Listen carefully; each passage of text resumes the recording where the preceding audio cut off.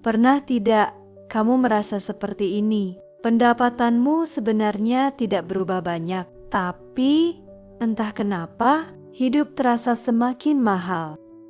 Makan lebih mahal, transportasi lebih mahal, sewa tempat tinggal lebih mahal. Padahal kamu merasa penghasilanmu masih sama seperti beberapa tahun lalu. Dan sebenarnya ada satu alasan yang sering tidak kita sadari. Namanya inflasi. Masalahnya, inflasi tidak datang seperti badai besar. Ia datang diam-diam, tapi perlahan menggerus kehidupan kita. Coba ingat beberapa tahun yang lalu. Mungkin dengan uang yang sama, kamu masih bisa membeli lebih banyak hal. Makan di luar masih terasa lebih murah. Harga kebutuhan sehari-hari tidak terasa terlalu berat. Tapi sekarang, dengan jumlah uang yang hampir sama, rasanya seperti semuanya lebih mahal. Kadang, kita bahkan merasa bekerja sama kerasnya, tapi uangnya terasa lebih cepat habis. Dan banyak orang berpikir ini hanya karena harga naik. Padahal yang sebenarnya terjadi adalah nilai uang kita sedang menurun.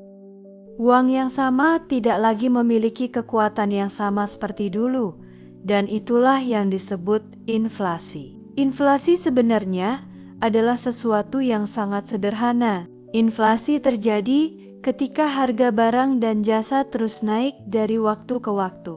Masalahnya bukan hanya pada harga yang naik, masalahnya adalah ketika harga naik, tapi penghasilan kita tidak naik dengan kecepatan yang sama.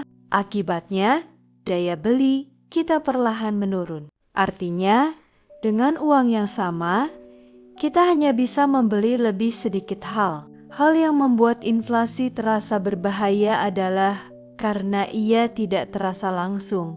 Tidak seperti kehilangan uang sekaligus, inflasi bekerja jauh lebih pelan, sedikit demi sedikit, tahun demi tahun. Tapi dalam waktu yang panjang, dampaknya bisa sangat besar. Bayangkan saja jika inflasi rata-rata terjadi sekitar 4% setiap tahun. Dalam 10 tahun, nilai uang kita bisa turun cukup jauh. Artinya, uang yang kita simpan hari ini mungkin tidak akan memiliki kekuatan yang sama di masa depan. Dan inilah alasan kenapa banyak orang merasa seperti bekerja keras, tapi tetap sulit mengejar kehidupan yang semakin mahal. Misalnya, kamu menyimpan uang 100 juta rupiah di tabungan. Kamu merasa aman karena uang itu tidak berkurang.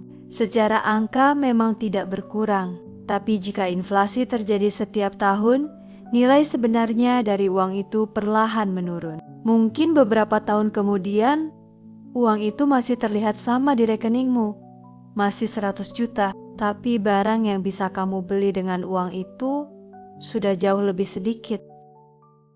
Contoh lain yang lebih sederhana adalah harga makanan. Beberapa tahun lalu mungkin dengan jumlah uang tertentu kamu bisa makan di restoran beberapa kali. Sekarang dengan uang yang sama, mungkin hanya cukup untuk beberapa kali saja.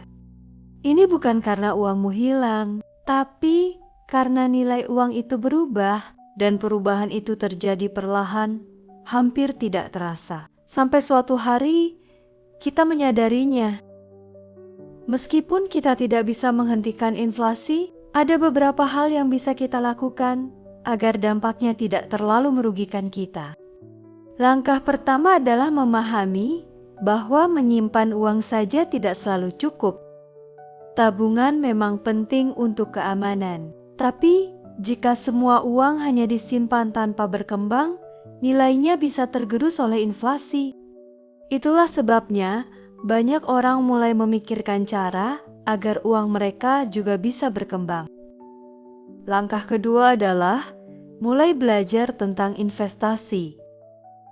Investasi bukan tentang cepat kaya, tujuannya lebih sederhana dari itu. Tujuannya adalah agar nilai uang kita tidak tertinggal oleh inflasi. Dengan kata lain, uang yang kita miliki juga ikut berkembang seiring waktu.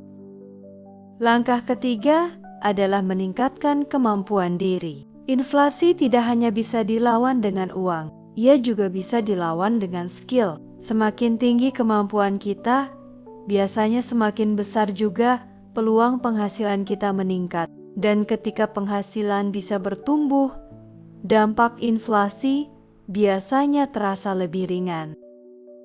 Langkah terakhir adalah berpikir jangka panjang tentang uang. Banyak keputusan finansial yang terlihat kecil hari ini, tapi jika dipikirkan dalam jangka panjang, dampaknya bisa sangat besar. Orang yang mulai memahami cara kerja uang biasanya tidak hanya memikirkan hari ini, mereka juga memikirkan bagaimana kondisi keuangan mereka beberapa tahun ke depan. Dan mungkin inilah hal yang sering tidak kita sadari.